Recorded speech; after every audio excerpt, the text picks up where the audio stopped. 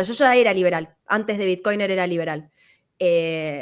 Pero entender que, bueno, hay una frase que me encanta y que con Bitcoin la relaciono muy seguido, que es, no creamos que porque la jaula es grande vivimos en libertad.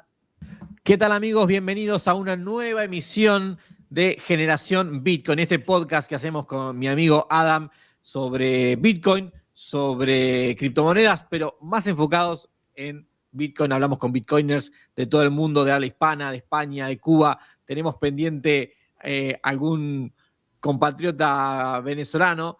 Y bueno, estamos expandiéndonos cada vez más, ¿no? Adam, ¿cómo estás? ¿Cómo estás, Rodís? Veo que vas tachando ahí de la lista los logros desbloqueados Sí. geográficos. Totalmente. Hoy vamos otra vez a la Argentina, ¿no? Hoy volvemos otra vez a entrevistar a una Bitcoiner argentina. Una mujer. ¿Habíamos tenido mujeres? Sí. A Katria. Katria de Cuba, es verdad. De Bitcoin Cuba.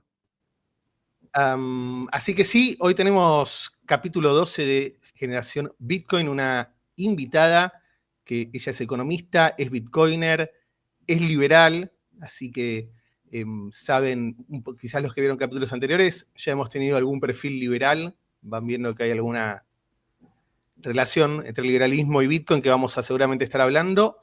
Y sin más preámbulos, ya le damos la bienvenida a este episodio 12 a Yashi Morales, economista, bitcoiner de la Fundación Libertad, si no me equivoco. Yashi, ¿cómo estás? Ahí está. ¿Me escuchan bien, no? Perfecto.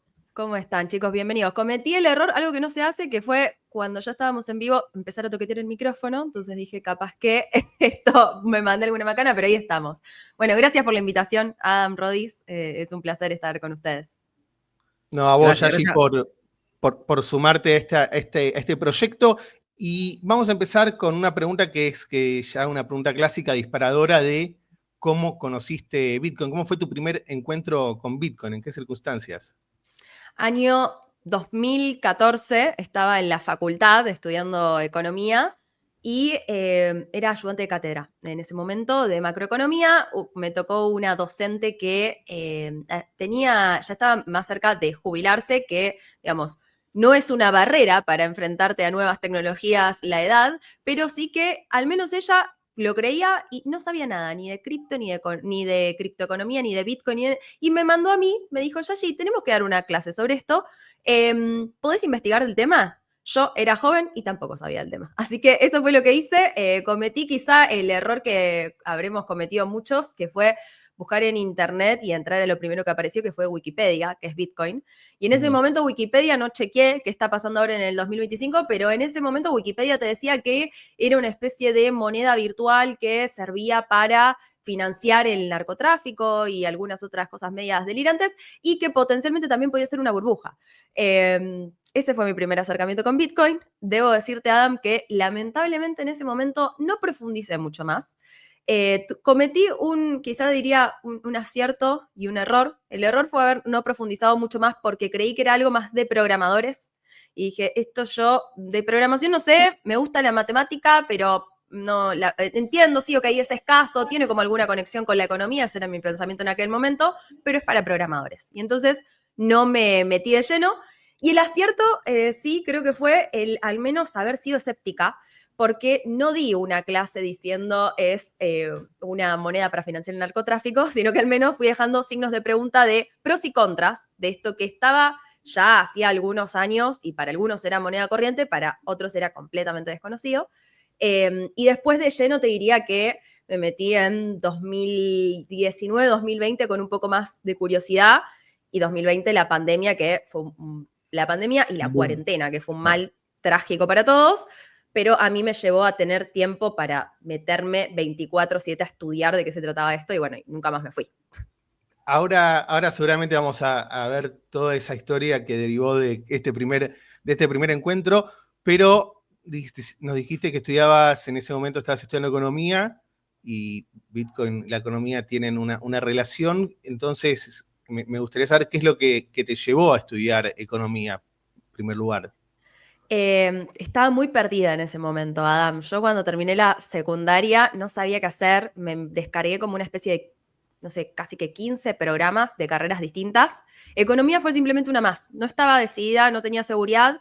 De hecho, empecé 3 carreras en Rosario, yo soy de allí, licenciatura en Relaciones Internacionales y Ciencias Políticas, tienen un primer año común. Me llamaba esa área, entonces dije, bueno, me anoto acá.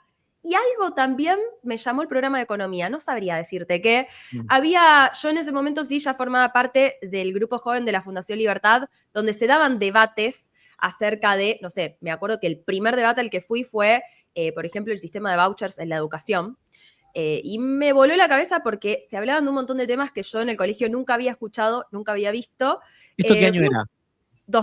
Bueno, yo terminé el colegio en 2013, así que también Bien. ahí, 2013-2014. Bien. Sí. Y se hablaban de un montón de temas que a mí en el colegio no me habían mencionado, no porque tuviese una formación comunista mi colegio, pero era bastante neutral. De hecho, con los años, cuando me fui al colegio y empecé yo a publicar contenido liberal, aparecieron algunos profesores poniendo like, aplaudiendo y demás, y me di cuenta, digo, ay, tenía profes liberales, pero o no lo supe ver, o ellos fueron bastante neutrales a la hora de dar sus clases.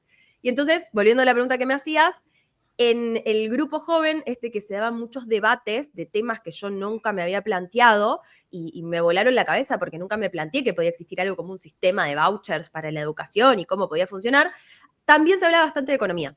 Y eso fue lo que me generó la curiosidad. Empecé primer año las 3 carreras, en realidad eran 2 cursados, y dije, bueno, me pongo un primer año como meta para definir con cuál me voy a terminar quedando al final del 2014, y así fue que elegí economía.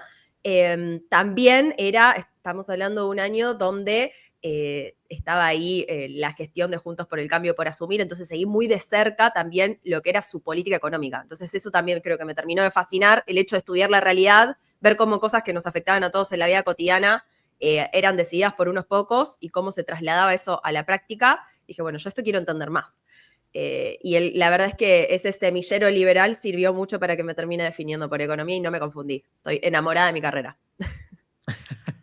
Y ya trabajaste en paralelo a la cursada o Sí, siempre. ¿Dónde trabajabas? Mira, tengo que hacer memoria, hice un poco de todo. Trabajé desde community manager para un local de ropa porque me gustaban las redes sociales, pero también mi primer trabajo vinculado más con lo que hago hoy fue dentro de la Fundación Libertad, donde yo estando en este grupo de debate era como una especie también de semillero para cuando ellos necesitaban cubrir algún rol, ¿no? Algún puesto. Y creo que fue, si no me equivoco, año 2016, donde, bueno, por un lado empecé a coordinar el grupo, ya habiendo crecido unos años y habiendo estado tan participativa, me dijeron, ¿no querés tomar un poco el mando de las próximas actividades? Lo empecé a coordinar con un equipo y dentro de eso también empecé como pasante, ahí no me salía la palabra, una pasantía de investigación.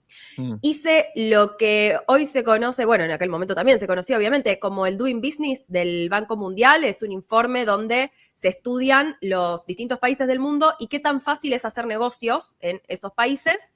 Yo trabajé como pasante para hacer ese estudio en las provincias de Argentina. Qué tan fácil o qué tan difícil era hacer negocios en distintas provincias de Argentina, que eso incluye desde habilitación comercial hasta papeles, tiempo, dinero y todo lo que te puedas imaginar. Muy interesante, muy interesante. Sí. Creo que el índice de Doing Business se descontinuó hace unos años por una cuestión de corrupción, si no estoy equivocado, que recibía plata extraño, de China, Adam. No tenía ese dato, pero no sería extraño. El Banco Mundial. Me parece que sí, que ya no existe más ese informe. Bueno, de hecho, si querés te cuento una curiosidad, perdón. En aquel momento tuvimos que hacer como una especie de variable que también nos ponderara la falta de información, porque nos quedaban en el top 3 provincias que, te imaginarás, son un desastre, tipo Chaco, Entre Ríos. Bueno, en aquel momento era mucho peor incluso la provincia de Entre Ríos, el Chaco sigue siendo ese desastre, y nos quedaban arriba simplemente porque no había información disponible online. Y la única manera de obtener esa información era presentarse en mesa de entrada de la municipalidad, como si te dijera de 12 a 12:05 los lunes. Sí. Entonces era muy difícil. Ridículo, sí, ridículo. No, estaba diciendo que Yashi es una de las estrellas ascendentes en la nueva generación de economistas liberales. Después se me vinieron un montón de cosas a la cabeza que tendría que haber dicho en la presentación, pero esto no no quería dejar decirlo ahora. De decirlo.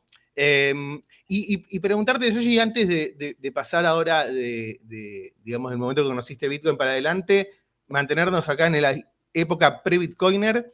Te acercaste al grupo del grupo joven de Fundación Libertad.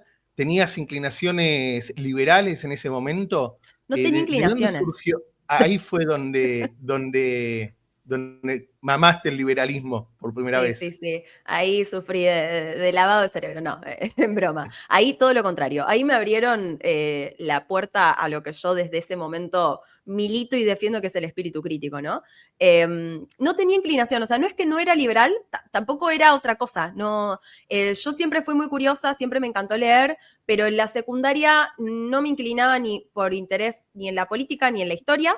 Sino que me gustaba leer novelas, me gustaba estudiar y en realidad también me gustaba que me vaya bien y en el colegio con las notas, y era muy curiosa. Entonces, desde ese lugar siempre se podría decir que, no sé, tenía como esa inclinación a estar leyendo y a como esa búsqueda del conocimiento, pero al menos hasta mis 17, 18 años no se me había despertado hacia un lado político o histórico.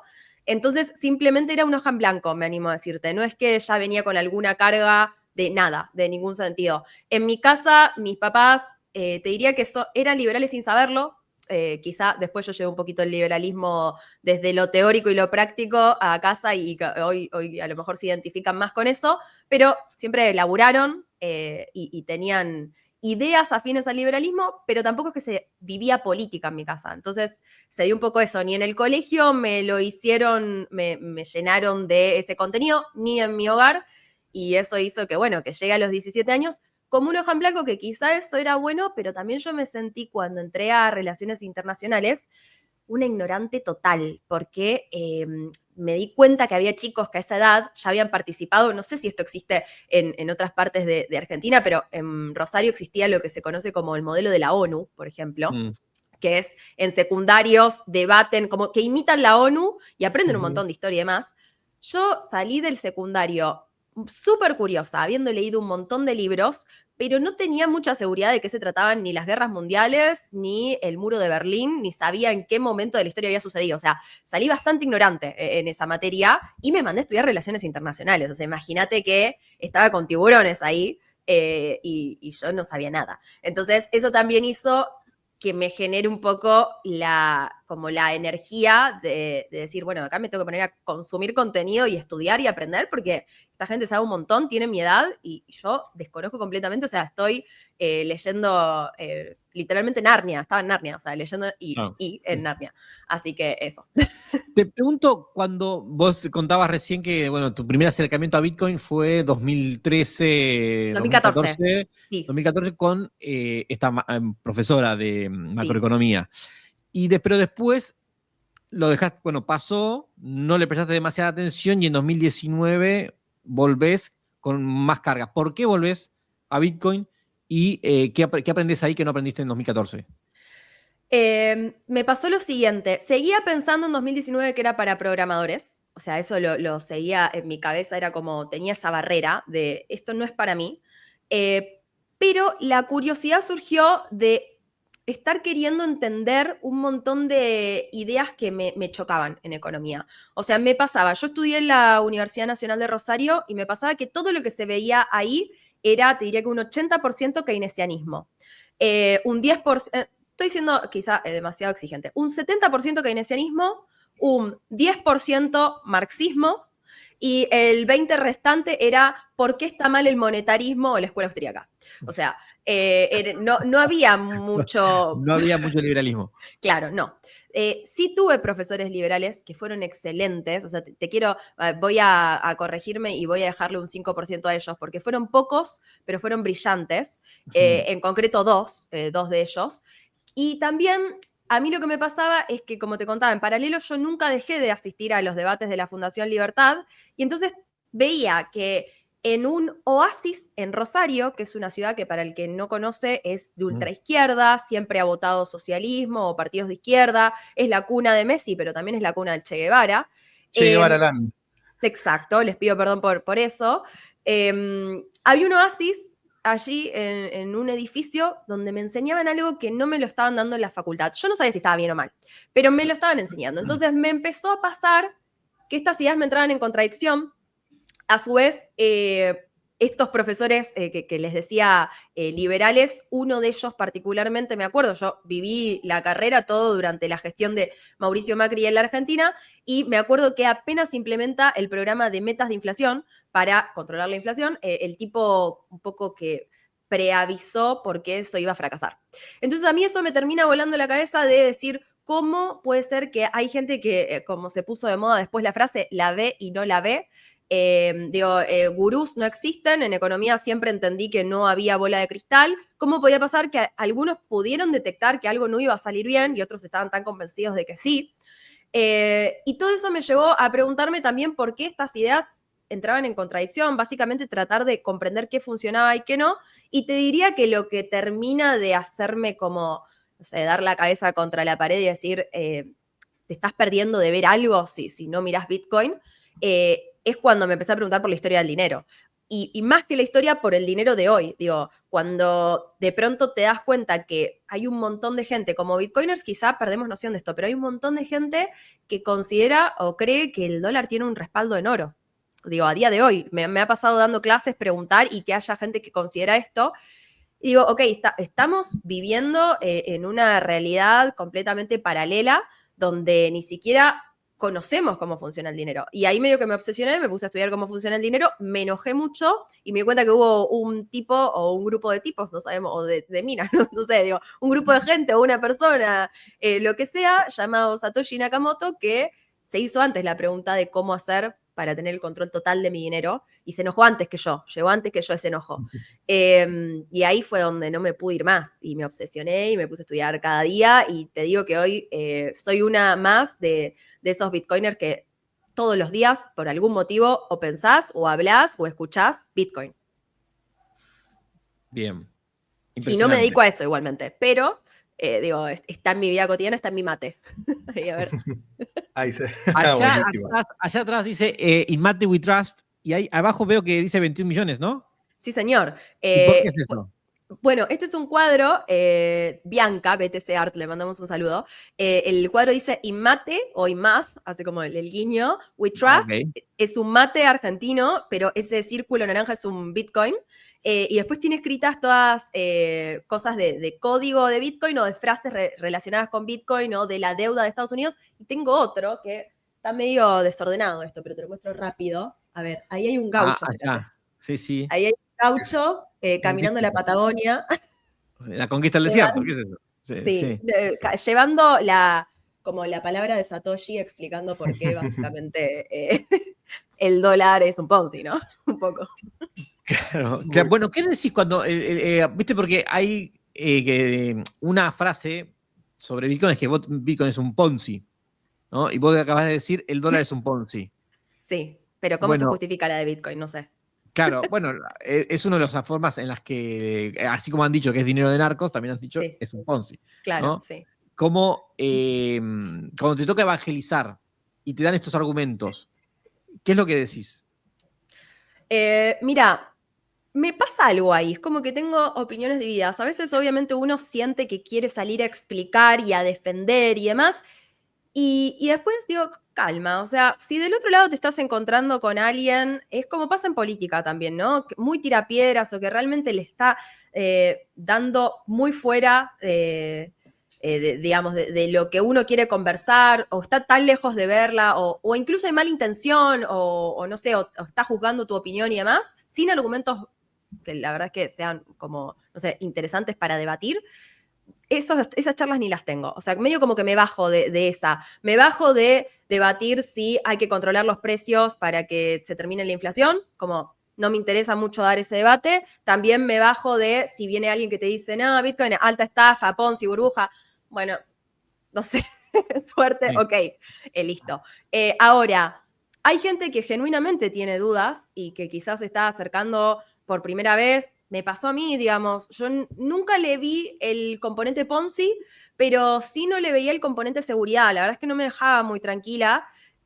porque como no entendía, y como era algo de programadores y es algo que yo no puedo auditar, es algo que yo no puedo, digamos, validar de algún modo o que no entiendo, no me terminaba de dejar muy tranquila. Y me parece que esas preguntas o dudas que tenemos todos al principio son súper genuinas, están bien que las tengamos y es sano para Bitcoin como es sano para cualquier cosa. Digo, el espíritu crítico también nace de eso, ¿no? De uno, si algo no te termina de cerrar, preguntalo, criticalo, molestá. De hecho, creo que no es casualidad que en Bitcoin nos gusten frases como, o hayan surgido frases como do your own research, haz tu propia investigación, o don't trust, verify, ¿no? No confíes, verifica. Habla de la importancia de que está bien que molestemos si algo no nos está cerrando y no nos gusta. Y creo que Bitcoin, dada su trayectoria y los años que ya tiene en funcionamiento y todo lo que se ha construido alrededor, ha demostrado resolver esas dudas o esas preguntas. Para quien llega hoy, es lógico que las tenga, pero por suerte hay un montón de gente, incluidos ustedes que hacen este programa. Yo también tengo mi programa, tanta gente en Twitter, tanta gente haciendo eventos, como tratando de explicar o de dar respuestas. Y me parece bien que al principio, digamos, si alguien está viendo esto, que es su primer acercamiento con Bitcoin, desconfía, está perfecto. O sea, no, es lo que Bitcoin te enseña. No tenés por qué ir como ciegamente a creer en alguien, ni en Bitcoin ni en nada. Y de hecho lo que tiene Bitcoin en este caso es que no te invita a que tengas como los ojos tapados y vayas y pongas tu dinero sin saber dónde te estás metiendo. No, el Banco Central o la Reserva Federal nos presentan un balance donde supuestamente ahí vemos cuánto tienen, cuánto hay emitido, cuánto tienen de oro, cuánto tienen de reservas internacionales, lo que sea, y elegimos creer, porque eso no es auditable directamente. O un banco comercial es lo mismo, elijo creer. Elijo creer, está bien, pero si mañana todos elegimos descreer, ¿qué pasa con ese sistema? Bitcoin te lleva a que no tengas que directamente depositar confianza ni en Bitcoin, ni en una persona, ni en un intermediario. Yo creo que eso es más que nada lo importante para el que se acerca por primera vez de, ¿tenés miedo, tenés desconfianza? Llegaste al mejor lugar, porque es el lugar que te habilita eso, digamos. El sistema Fiat, justamente, en el momento en el que te empezás a hacer preguntas, digamos, si alguien de los que están manejando el sistema te pudiera responder, probablemente te diría, ni te las preguntes. O sea, si te puede anular la capacidad de ir por ese camino, de indagar y ver qué tanto es real y qué está pasando, te lo anularía, me animo a decir. Sí, de alguna manera es aplicar los mismos principios sobre los que se construyó Bitcoin, ¿no? La motivación de Satoshi fue el escepticismo, la desconfianza, el miedo a que un atacante externo rompa su red, y todos esos principios también se extrapolan y se llevan a la hora de analizar Bitcoin como sistema desde el punto de vista individual y con las herramientas que cada uno tiene. Total. Está espectacular esto que estás diciendo. Quiero volver un poquito ahí a la segunda mitad de la década del 10, que es la década que te estás formando como economista, como liberal, te encontrás con la historia del dinero y volvés sobre Bitcoin, porque supongo que estás diciendo, te resuena algo de Bitcoin con lo que estás leyendo. ¿Qué es lo que entonces te pones a investigar un poco más de Bitcoin? Y a vos como economista y como liberal, ¿qué fue lo que más te resonó y que más te sentiste de, no, che, esto realmente vale la pena estudiarlo, como contabas antes? ¿Qué fue? ¿Hubo algo en particular que te hizo hacer el clic con Bitcoin? Mira, dos cosas. En concreto, o sea, una de Bitcoin y otra que no tiene la culpa de Bitcoin. La de Bitcoin es la escasez. Digamos, estaba en ese momento la discusión, hoy creo que no está tan en agenda el debate de si es o no dinero. Medio que hay quienes dicen, me da igual si es o no dinero, o redefinamos la definición de dinero si es o no dinero. Hay otros que dicen, bueno, si nos vamos a poner tan críticos con Bitcoin de si es o no dinero, porque cumple sus funciones y características o no las cumple, miremos si el peso las cumple o si el dólar las cumple. Entonces, en ese momento estaba como ese debate. A mí eso un poco también fue lo que me hizo mirarlo, pero si era dinero era escaso, digamos. Entonces eso fue también lo que me hizo pensar, ok, al menos es distinto en este componente, en su componente de escasez. Y después eso concreto, en lo que respecta a Bitcoin y que Satoshi tiene la culpa, digamos. Y después algo que Satoshi no tiene la culpa, pero que pasa desde hace años y no es algo reciente, es el debate entre escuelas económicas. Lo que no me terminaba de convencer es cómo si la realidad es una, podía haber tantas teorías sobre distintos fenómenos que ocurren en la economía, digo, no sé, la inflación, por decirte uno, a mí la parte monetarista fue siempre la que más me gustó, monetaria, quiero decir, digo, entre las distintas aristas que tiene la economía, la pata monetaria fue la que más me interesó, y en ese momento, ya te digo, me impactó en la Argentina lo que estaba pasando en nuestro país, nuestro esquema monetario de ese momento, y eso me llevó a leer la Carta Orgánica del Banco Central. Y en la Carta Orgánica del Banco Central me encontré con que el Banco Central básicamente podía emitir cuando quería, porque quería y como quería. Porque literalmente, digamos, la Carta Orgánica es como la ley suprema del Banco Central, lo que hace que ningún presidente del Banco Central vaya preso en tanto y en cuanto la cumpla. Entonces uno dice, ok, ¿cómo sabemos si el presidente del Banco Central hace mal su trabajo? El objetivo. Después vemos qué opinamos, ¿no? Pero el objetivo, si hace bien o mal su trabajo. Y mínimamente que esté dentro del marco regulatorio, ¿no? Que cumpla las reglas. Ahora, ¿y si las reglas están mal?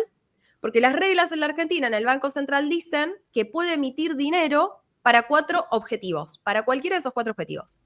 Uno de esos objetivos es la estabilidad monetaria, la estabilidad de la moneda, te dice una cosa así. Otro Preservar es el valor de la moneda. preservar el valor de la moneda. Es que lo digo así porque ese es el objetivo que tienen todas las cartas orgánicas de todos los bancos centrales, escrito de formas distintas. Uno te Ese dice es preservar el estándar. valor de... Claro, uno te dice preservar el valor de la moneda, otro te dice la estabilidad de la moneda, bueno, pero va por ahí. Después, el Banco Central de la Argentina también nos habla del pleno empleo, de perseguir políticas de pleno empleo. Entonces, bueno, vos podés emitir dinero para generar trabajo, por ejemplo, para dar trabajos del sector público, ponele, no sé, para pagar esos sueldos. Estaría justificado dentro de la Carta Orgánica.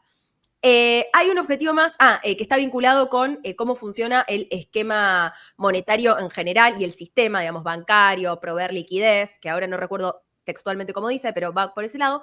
Pero el último es el irrisorio, que dice que está vinculado con equidad social, digamos, para financiar proyectos que apunten a la equidad social. Y entonces ahí es donde me di cuenta que básicamente el Banco Central puede emitir dinero por lo que lo quiera justificar. O sea, no hay motivo para el que el presidente del Banco Central pueda decir, no, esto la Carta Orgánica no me lo permite. Cualquier cosa para la que quiera emitir dinero va a caer dentro de uno de esos 4 objetivos. Eso me llevó a pensar, ok, entonces nunca va a haber mala praxis monetaria. O sea, siempre pueden emitir dinero.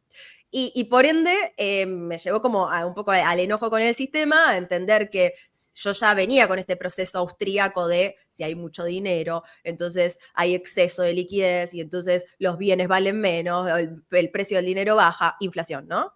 Ya venía con ese proceso, luego vi que en la Argentina podía existir la cantidad de dinero infinita que el presidente del Banco Central quisiera. Esto es vigente porque la Carta Orgánica no se modificó. Hoy hay una política monetaria más responsable porque quieren, no porque deban, porque quieren. Mañana asume otra persona y puede hacer la política monetaria que se le cante. Entonces, todo esto me lleva a decir, evidentemente tiene que haber una solución si no estamos condenados. Y por suerte, me pasó de preguntarme todo esto en torno a 2015, 16, 17, cuando la solución ya estaba sobre la mesa, porque si me lo hubiese preguntado en 1980, bueno, hubiese sido otra historia, ¿no? Todavía no lo teníamos ahí a Bitcoin viviendo. Te pregunto porque acá hay una punta interesante para explorar y es la parte política, ¿no? Y un poco el nombre de este podcast es Generación Bitcoin para tratar de entender la cabeza del Bitcoiner, ¿no? Y sus ideas y compleja. Claro, y sus formas de vincularse con el dinero, con el Estado, con los bancos, ¿no? Con la tecnología. ¿El Bitcoin es más amigable con el liberal, con la persona libertaria, o podemos encontrar un socialista o un peronista bitcoiner? Hemos entrevistado peronistas bitcoiner, pero vos ¿cómo lo ves desde tu punto de vista? Yo creo que Bitcoin es amigable con quien quiera usarlo, digamos, Bitcoin en sí es amigable. Ahora, si lo va a usar alguien que es socialista, peronista, no liberal, se defina como quiera, pero no liberal, tendería a creer que hay alguna confusión ahí digamos, ¿cómo haces el nexo? ¿Cómo sos socialista y te gusta Bitcoin? Digamos, ¿por qué? Porque digo, el socialismo que va llevado al extremo, hacia la expropiación, perdón, de los medios productivos, llevando al extremo, ¿no? Al comunismo. Pero en el medio tenés todos gradientes que en definitiva buscan eso un poco. ¿Por qué te planteas Bitcoin, que es devolverle la libertad al individuo?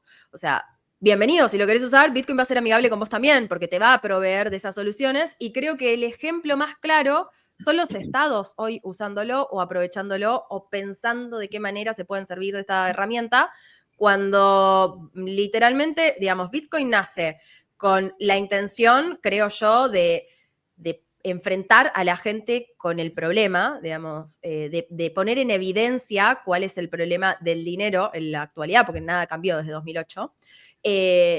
Y además, digo, los generadores de ese problema, que encima es, yo creo que imparable, porque los esquemas de incentivos están dados para que esto no se vaya a solucionar. O sea, no soy optimista en fiat, para mí no tiene un final feliz.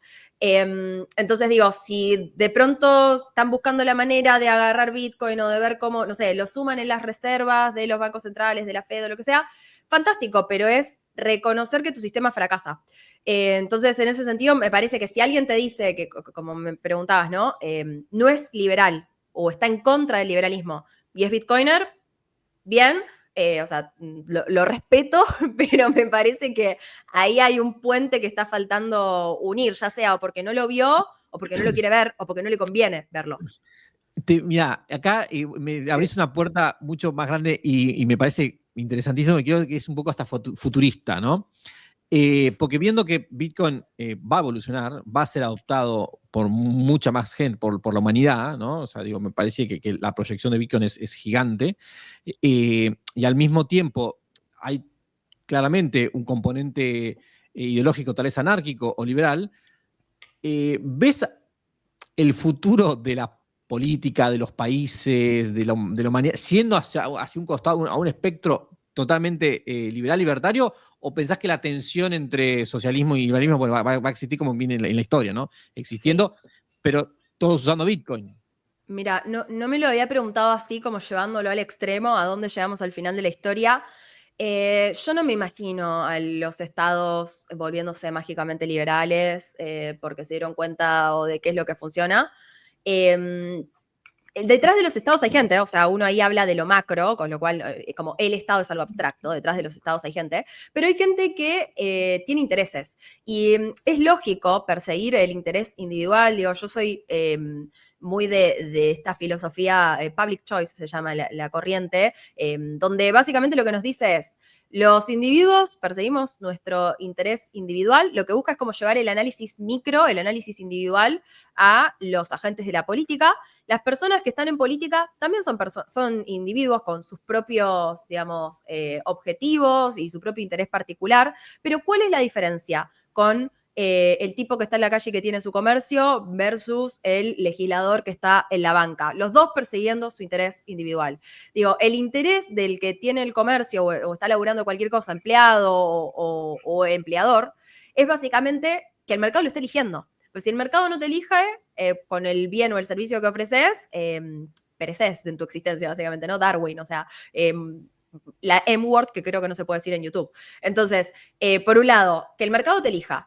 Y por el lado del legislador, bueno, que el mercado lo elija sería tener más votos. Y la herramienta para tener más votos, en última instancia, es el presupuesto público. Entonces es como que ya está dado el esquema de incentivos para agrandar ese presupuesto que de alguna forma hay que financiarlo. Si nos vamos, esto ya Milei machacó hasta el cansancio. Cualquier argentino creo que hoy sabe, crea o no que es correcto, pero que el gasto público se financia solo de 3 formas: deuda, emisión o impuestos. No hay otra. Elegí, digamos, ¿cómo era esto de choose your... Bueno, no sé. Acá a los que les gusta yo sé mucho de memes, pero muy poco de videojuegos. Y estaba ahí el videojuego en el que te decía choose your fighter. Mortal Kombat, me parece. Gracias. Sí. Ya te hice Choose your destiny. O sí, o choose your fighter, una choose cosa your así. fighter, ahí está. Yo sé de memes, no de videojuegos, pero choose your fighter. Entonces, elegí tu camino. ¿Cómo financiás el gasto público? No hay salida de esto. Es como, vos elegí cómo lo querés financiar. Y entonces, volviendo a lo que me decías, no soy optimista en que los estados mágicamente se vuelvan liberales porque el esquema de incentivos no está dado para que lo sean, pero sí soy optimista con la gente que vota, a los que en última instancia tienen que rendir cuentas en el mejor de los casos, porque después hay países donde ni rendición de cuentas existe. Con eso sí soy optimista. Digo, tengo que creer que la sociedad, nucleado como sociedad nuevamente, pero cada individuo en particular, queriendo conseguir sus propios objetivos, se va a dar cuenta de alguna forma que hay restricciones que le molestan, que en última instancia es mejor depender de, poder hacerte el fruto de tu trabajo y entonces depender también de esa capacidad que tenés, porque si no, el futuro es bastante más negro de lo que vemos hoy, el presente. Entonces, elijo creer que soy optimista por las personas, porque las personas van a querer perseguir sus objetivos y en última instancia también cuando se pasan de rosca desde el otro lado, que esto lo vimos en Argentina, se vuelve más evidente, o también comparando entre países, ¿no? Hay quienes dicen, por ejemplo, comparando Argentina con España, como que Argentina está en el futuro y le está poniendo a España la realidad de frente de qué es lo que podría llegar a pasar. Bueno, en nuestro caso podría haber sido Venezuela también, por poner en la escala de menos libertad a más libertad. Y mirar esos ejemplos y mirar qué es lo que terminó pasando en esos países, yo creo que tiene que servir de experiencia para los individuos y el argentino me parece que lo hizo. O sea, es lamentable que tengamos que ver a otro pasarla mal para dárnosla contra la pared y elegir algo diferente, pero también sucede, ¿no? A veces es bueno aprender de los errores de otros caminos que han tomado. En ese sentido, yo soy optimista, pero por las personas. No porque los estados mágicamente vayan a encontrarle la vuelta para, no sé, volverse liberales, no la veo. Honestamente no me la imagino.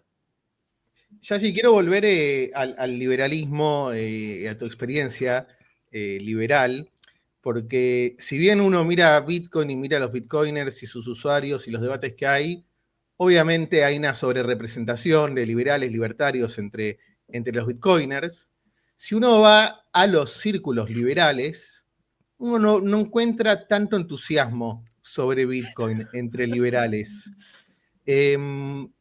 Vos viviste a partir de 2014, 2015, que fue todo en la previa del primer bull run fuerte que llevó Bitcoin de unos, creo que eran 300, 600 dólares a 20.000 dólares. Y como que ese fue el bull run que popularizó y masificó Bitcoin y cripto en general. Me acuerdo que en una cervecería acá en Buenos Aires estaba todo el mundo hablando de Bitcoin y yo no lo podía creer, así como hoy no puedo creer que está todo el mundo hablando de liberalismo y amigos me dicen soy libertario y tampoco lo puedo creer. Pero en ese bull run de 2017, que era preparado para que los liberales descubrieran Bitcoin, no pasó. Entre la mayoría lo consideraban, como yo también alguna vez lo consideré, está bien, es una linda idea, un lindo proyecto de dinero duro, dinero sano, que se alinea con los principios del buen dinero que nos enseñó el prócer Karl Menger. Pero no termina de generar una adopción súper masiva entre los libertarios. Veo más gente del palo de la tecnología que después se hace liberal o se hace libertario por lo que aprende con Bitcoin que al revés. ¿Tenés alguna idea, alguna opinión sobre eso, alguna hipótesis, alguna elaboración? Me la voy a jugar. Has sido muy cuidadoso con tu manera de preguntar, Adam. Lo destaco. Me la voy a jugar con una respuesta, y esto no es por sacar liberalómetro o libertarianómetro, en realidad. Pero te digo la sensación que me da, incluso lo iba pensando mientras me lo preguntabas. No veo tanto persona que se dice liberal, digo, después vemos cuánto liberal, me da lo mismo, digamos, qué tan liberal es, pero no veo tanto enojadísimo con el Banco Central. Digo, muchos consideran, y en un montón de cosas, gente que, digamos, está a favor de lo mínimo indispensable, y uno dice, ok, listo, entonces es obvio que sos liberal. Digo, no sé, querés un Estado más chico, querés bajar los impuestos, querés que el gasto público sea menor, querés que el sector productivo sea lo que saque el país adelante, entendés el esquema de incentivos, sabés que la inflación tiene un componente importantísimo monetario, si no completamente monetario, porque digo, están esos debates también. Entonces, uno dice, si están todos estos componentes, la persona es liberal, digo, o entendés la correlación que hay entre países que más liberales, más productivos, mayor riqueza, lo entendés, lo ves, lo defendés. Entonces digo, alguien que te defiende todo esto, que tiene todos estos componentes en su discurso y en su manera de actuar, uno dice, es liberal, listo, perfecto. Eso pasa y por suerte hay mucha gente en Argentina así, creo que cada vez más. pero no veo en toda esa gente el mismo componente de enojo con el Banco Central, con la Fed o con la política monetaria activa de cualquiera de estas instituciones. Me parece que ahí está la cuestión. Y no sé si serán culpables las universidades por cómo nos enseñan. Digo, yo les decía un poco, al menos en la Universidad Nacional de Rosario vi prácticamente todo keynesianismo, pero sacando el keynesianismo, uno también ve el rol del Banco Central o el rol de la Reserva Federal y nunca se plantea como, ¿podría no existir? ¿Qué pasa si no existe? Se plantea cuál puede ser el buen rol del Banco Central o el buen rol de la Reserva Federal, de qué manera pueden aplicar una política monetaria contracíclica para hacer que cuando la economía vive determinados momentos de crisis eso impacte menos en la actividad, pero en definitiva es una intervención en la moneda. Y esa se ve al dinero quizá como un bien aparte. No nos estamos planteando la política contracíclica de la soja cuando no llueve. A lo mejor ahí los liberales sí están de acuerdo que, bueno, encontremos la manera más desde la parte privada y desde el mercado en solucionarlo y no que el Estado se esté metiendo a ver cómo hacer para que, porque generas distorsiones. Y esa se entiende, esa se ve.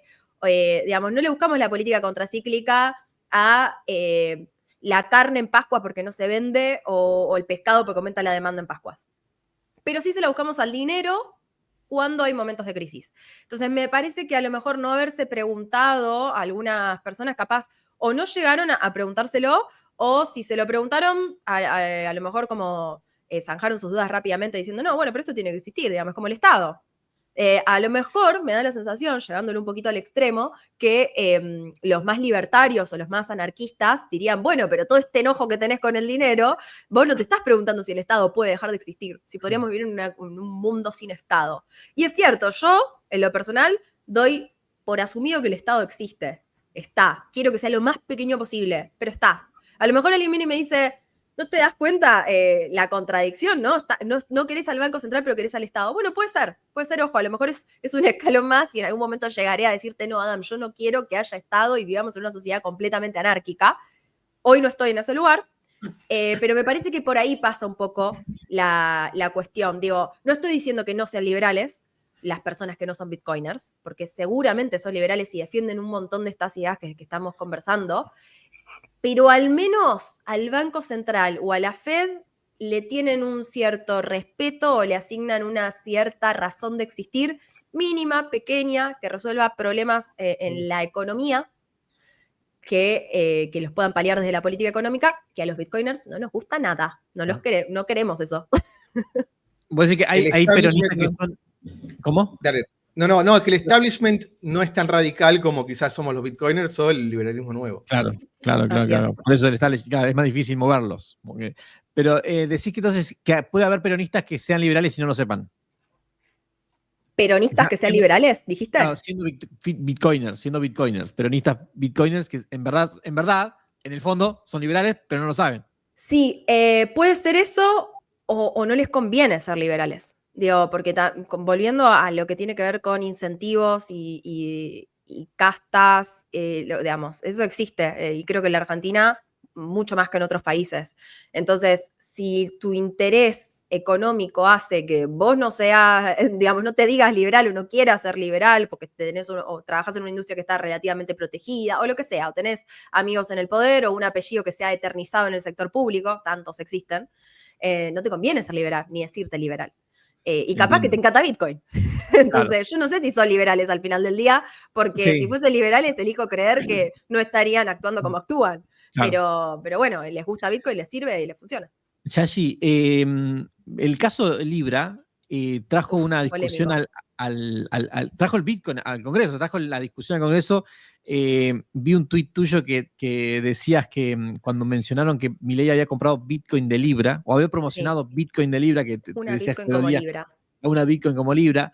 Me acuerdo. Perdón, yo te voy a escuchar y voy a bajar la persiana, así puedo seguir conversando con ustedes sin este rastro sin de que te dé el sol. Sin que te dé el sol.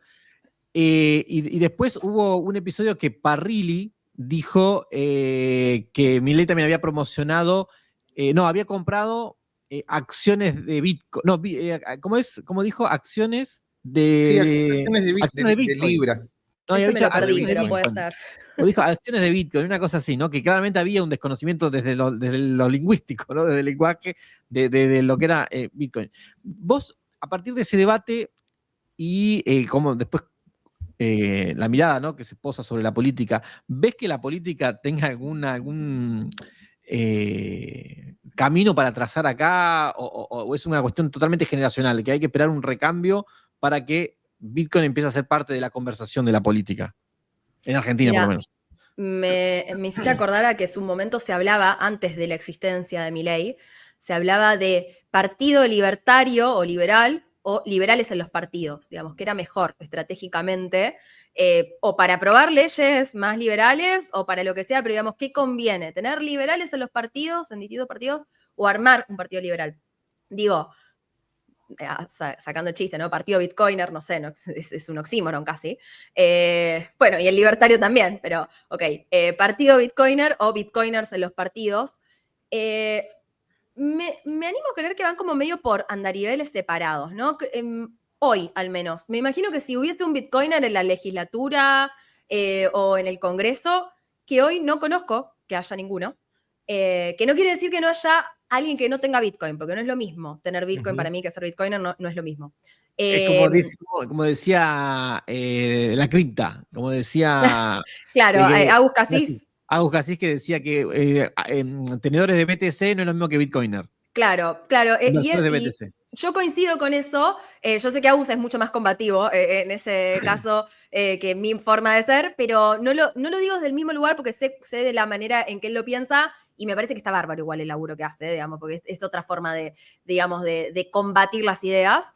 Pero yo lo digo más desde el lugar de que capaz que hay algún legislador que compró Bitcoin o que le regalaron Bitcoin o que le enseñaron a usar Bitcoin, pero no sabe cómo se usa, no lo tienen O que le autocustodia. pagaron una coima con Bitcoin.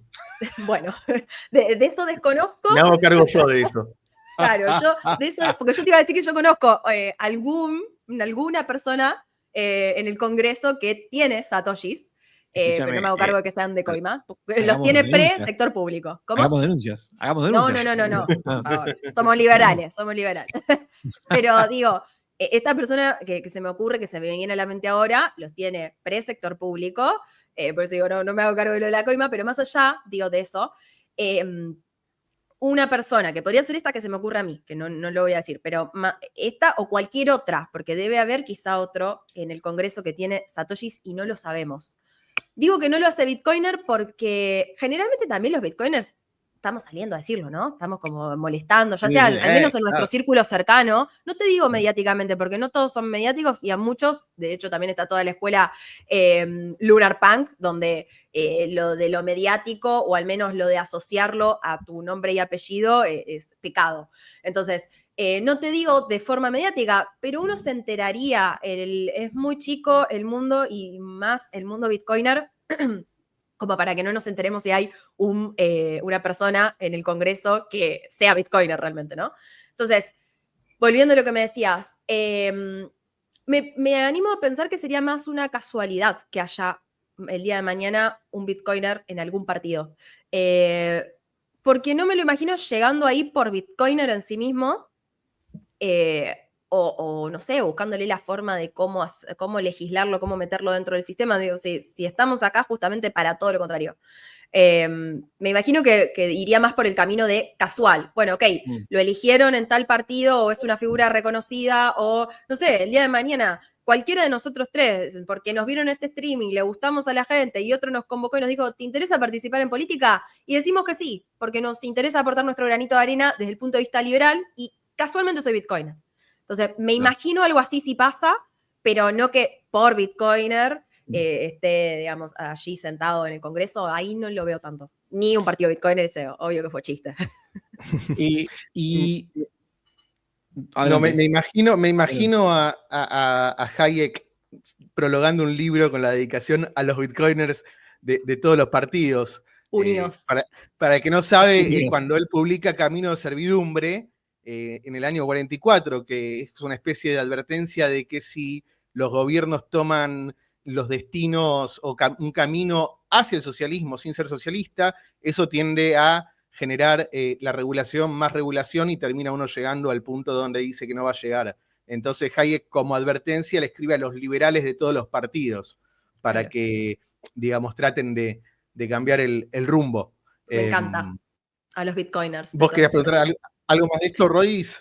Yo quería ir a una cosa que emana de Yashi, que es la política, y es, más allá de su militancia, ¿no? y su trabajo en la Fundación Libertad, digo, acá me sale el periodista adentro, digo, ¿vos te ves siendo candidata a algo, dedicándote a la política y tal vez llevando al Congreso la discusión Bitcoin?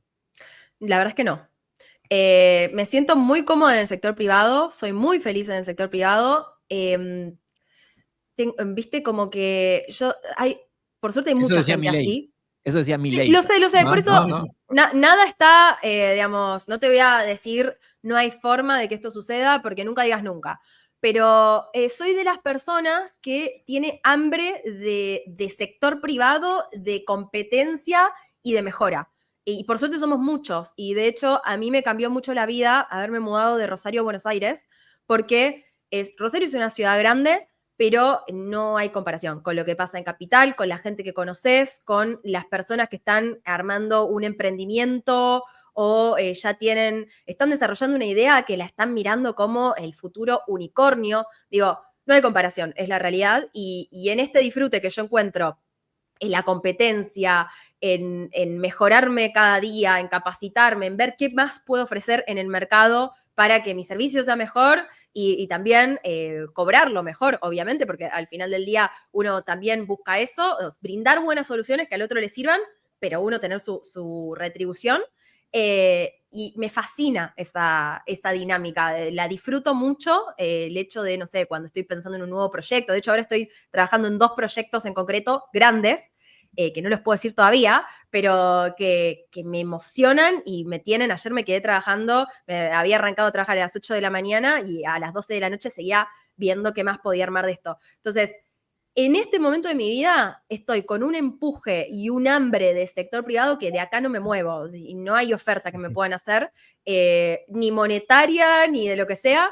Y además hay un componente filosófico, de que no me siento cómoda. Pero nunca digas nunca, capaz que un día encuentro alguna beta que digo, bueno, acá yo realmente puedo aportar más de lo que el Estado me da a mí, porque me parece que eso es lo básico, ¿no? Después existen tanto que se llevan del Estado y dejan poco. Quizá algún día suceda y pueda aportar algo o crea que realmente soy una solución y no lo descarto, pero hoy no estoy ahí ni de cerca, o sea, ni para estas elecciones ni para la próxima, y me animo a decirte que 20 años para adelante no me veo. ¿Quién sabe si algún día tus pies finalmente tocan el barro de la política, como solía decir algún político por ahí, ahora presidente. Ya allí vamos a entrar en la recta final de esta entrevista súper interesante, porque cada tema que mencionás, en realidad se podría hacer como 5 episodios de ese tema. Hablaste de public choice, hablaste de la educación, el rol que tienen los colegios, en fin, hay un montón de cosas, pero lamentablemente no tenemos tiempo para todo, así que quiero volver mientras veo que perdimos la imagen de Rodis, no sé si tenemos su audio. Nos están boicoteando desde la FED. Estoy acá. Perfecto, después entonces ahí retocaremos. Quiero volver a una pregunta parecida que te hice antes con los liberales, pero con los economistas. Otro grupo en el cual quizás debería ser más permeable a la adopción de Bitcoin. ¿Y ahora lo perdimos a Adam? Sí, ahora lo perdimos a Adam, no sé qué pasó. Alguien me está boicoteando. Es la FED, en cualquier momento me caigo yo también. Ahí está, sí. Ese Powell desesperado con sus últimos intentos de evitar ser despedido. No, te decía de los economistas que también deberían ser más permeables a entender Bitcoin, incluso adoptarlo, y particularmente los economistas liberales. Y sin embargo, también se ve que entre economistas liberales hay aceptación entre algunos. Podría dar nombres, Iván Carrino, Adrián Rabier, sé que les interesa el tema de Bitcoin, que han leído, no han profundizado, no se han convertido en bitcoiners. Y pasa un poco como el como pasa con los liberales en general, ¿no? Que es quizás para mí lo que nosotros vemos como el proyecto monetario global más importante en estos momentos, descentralizado, de orden espontáneo, no genera ese entusiasmo entre algunos economistas, particularmente entre economistas austríacos y liberales en general. ¿Por qué crees que es eso? Un poco de los liberales, ya lo conversamos, entonces me voy de lleno a economistas, que bien decías. A ver, acá hay varias cosas que se me ocurren y también, mira, estuve leyendo mucho recientemente de psicología, economía, como vinculando economía conductual, pero bueno, la psicología de la economía. Y una de las cosas que leí es que tenemos los seres humanos, la tendencia a que del área que manejamos, porque yo te puedo decir, yo de medicina no sé nada, y no se me caen los anillos por decírtelo, pues yo no sé, de medicina médica no soy.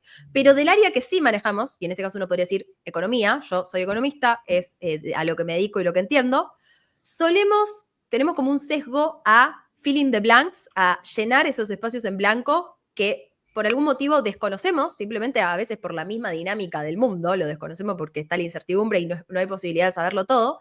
Tenemos esa especie de sesgo a completarlos nosotros con lo que creemos que más o menos nos hace sentido, porque no podemos vivir en contradicción como seres humanos. Y por eso te hago esta salvedad, porque digo, quizá no lo sé, Adam.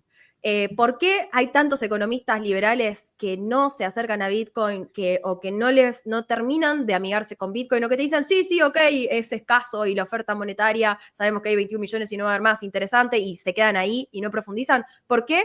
Te voy a decir algunas cosas que se me ocurren, pero la verdad es que me animo también a que haya un factor de soy economista, soy liberal, soy bitcoiner y no lo sé.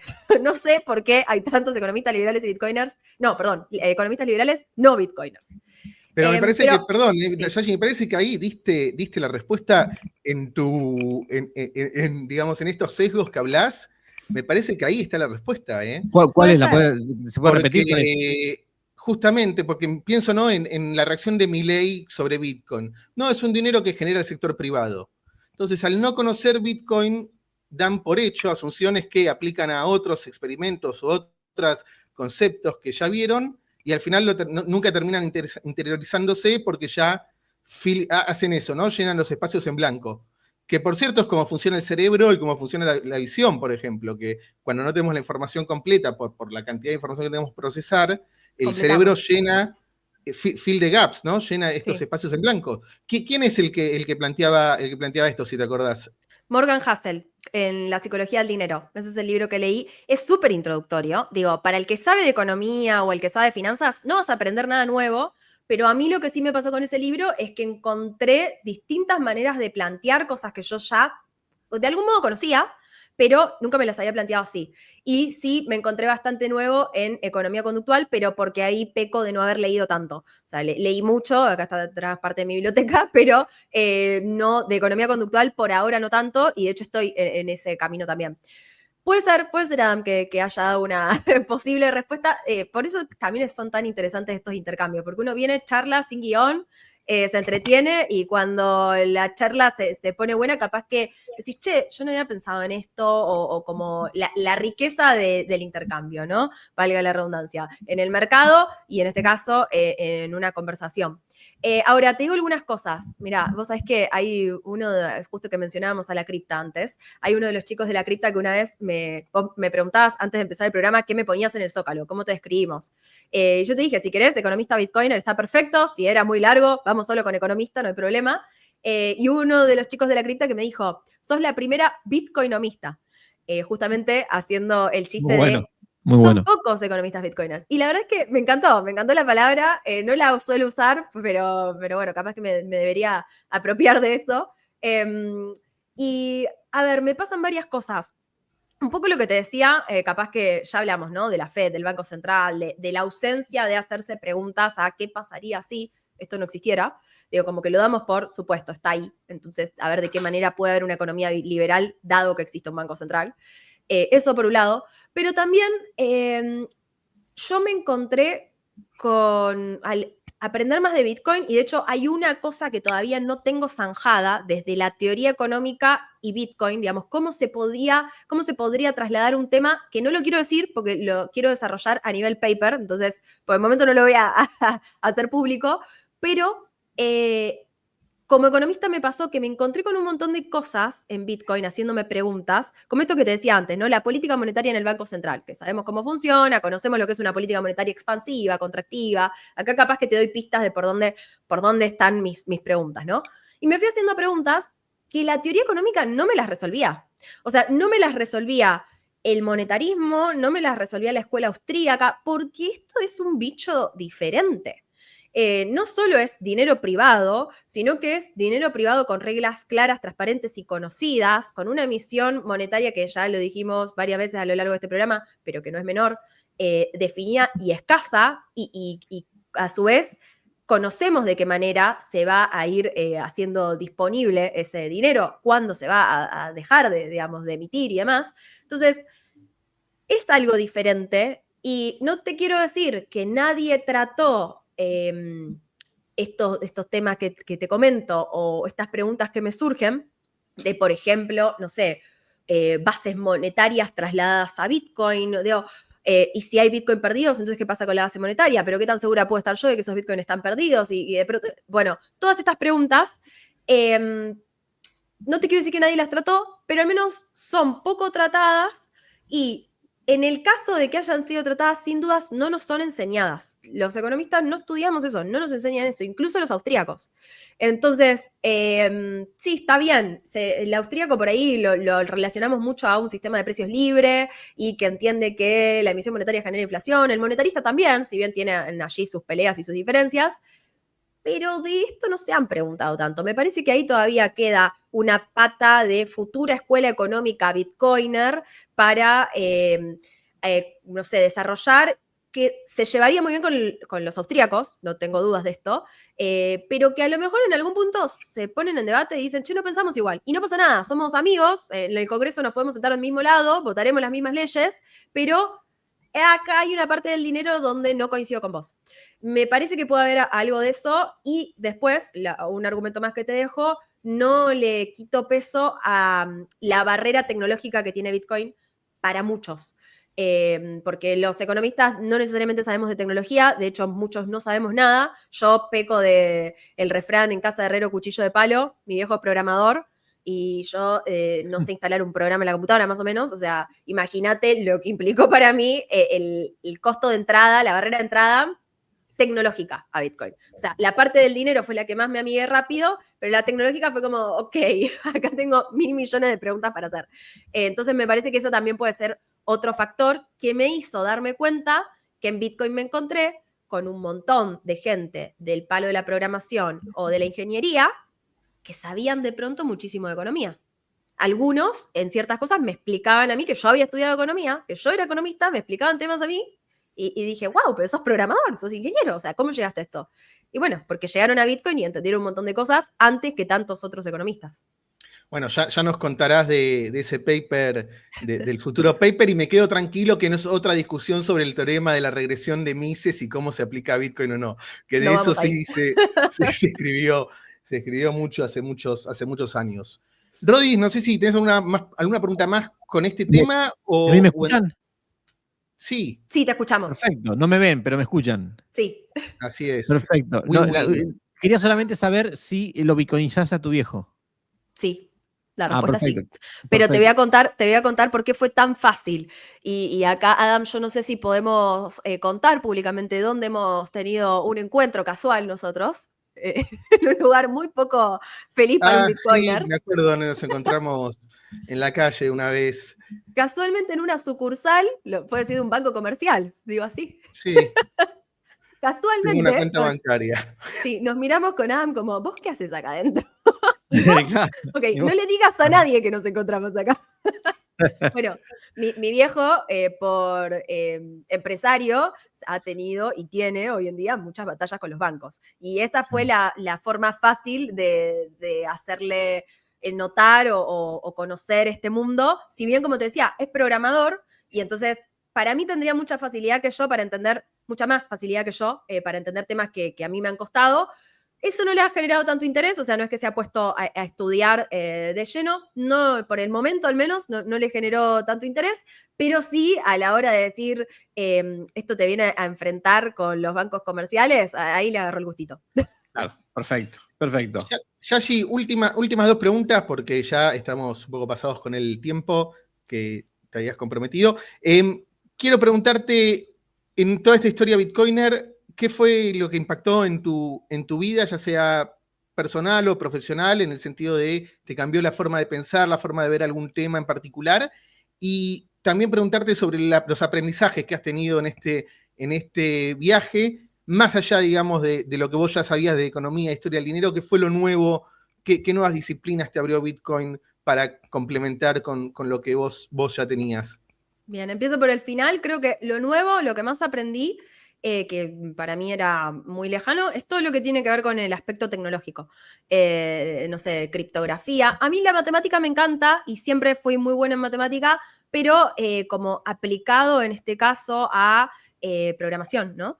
Y no sé, y aprender de cómo funcionan las llaves privadas y cómo funcionan las direcciones y cómo, no sé, todo esto que igual sigo, yo creo que es un proceso que uno no termina nunca, sigo aprendiendo, pero eso para mí es lo más novedoso o distinto, que yo no sabía nada, llegué completamente ignorante del tema y hoy siento que evolucionó un montón en todo lo que conozco vinculado con eso, la parte tecnológica te diría, y de programación. Y después, ¿qué significó Bitcoin en mi vida? Digamos, ¿qué me cambió? Yo te diría que resignificó algo que para mí era muy importante y lo más valioso en la vida, pero le resignificó a la palabra libertad. Digamos, ¿qué significa ser libre? O sea, yo ya era liberal, antes de Bitcoiner era liberal. Pero entender que, bueno, hay una frase que me encanta y que con Bitcoin la relaciono muy seguido, que es, no creamos que porque la jaula es grande vivimos en libertad.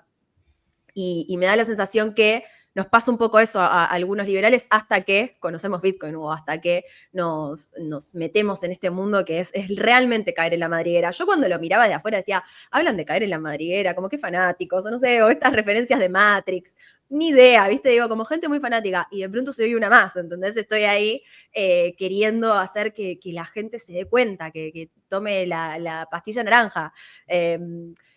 Me pasó eso, fue resignificar la libertad, fue entender que yo creía que por trabajar en el sector privado o por vivir en un país que me cobre menos impuestos o por, digamos, por ciertas variables uno dice, ok, estás en libertad, vivís en libertad, trabajás en libertad y la realidad es que mientras el dinero sea controlado, devaluado a diario, porque esto pasa con cualquier dinero, no es solo en la Argentina, devaluado a diario, o sea, hay alguien o hay algo un fantasma, que literalmente entra todos los días en tu casa y del dinero que vos tengas ahí, o entra todos los días en tu cuenta de banco y del dinero que vos tengas ahí te saca una parte. Esto pasa todos los días, todos los minutos, no importa qué dinero tengas peso, tengas dólar, tengas euro. En algunas de esas monedas, ese fantasma pasa más seguido, ¿no? Capaz que pasa cada hora o cada minuto en los casos más graves. En otros pasa una vez por mes a sacarte parte de tu riqueza. Pero me resignificó eso. Es como, che, yo trabajo, invierto mi energía, invierto mi tiempo, invierto mis recursos para al final del día no ser dueña de eso que invertí. Porque si lo dejo, ni siquiera te digo ahorrado simplemente, hasta incluso invertido. Pero bueno, hay una cuota de devaluación de ese capital. ¿Y quién es culpable de eso? Resignificó la libertad. Para mí Bitcoin fue eso. Y después hacerme caer en la madriguera completamente al nivel de ponerme a estudiar cosas que jamás pensé que me iba a poner a estudiar y que al día de hoy me fanatizan. Que quizá no las transmito tanto porque no las, todavía no me siento que lo puedo explicar. Digo, no, por ahí no me pongo a hablar de criptografía, no me pongo a hablar de ciertas cosas porque yo no lo puedo explicar, pero sí lo estoy aprendiendo a detalle y me fascina. Me volví completamente bitcoiner en ese sentido y en la madriguera yo estoy como en el fondo, no salgo más. Creo que no hay nada más que agregar después de esta bellísima respuesta. Rodis, nos despedimos. Yashi, Nos despedimos. Gracias por este momento y hasta la semana que viene. Chicos, muchas gracias por la invitación. Y te digo una cosa más que me dejó Bitcoin, gente hermosa que conocí en redes sociales. Rodri, no tuve el gusto de conocerte todavía, pero bueno, será un placer cuando nos crucemos. Y Adam, vos fuiste uno de los grandes que me estuvo ahí indicando el camino cuando estaba medio perdida, haciéndome preguntas. Así que nada, eso siempre públicamente agradecer a esa gente que conocí en Twitter, la maravillosa red social que tanto nos acerca. Así que eso también fue otro gran acontecimiento de Bitcoin. Gracias, chicos, por la invitación. Fue un placer. Gracias, Yachi. Chao. Gracias. Chau, chau.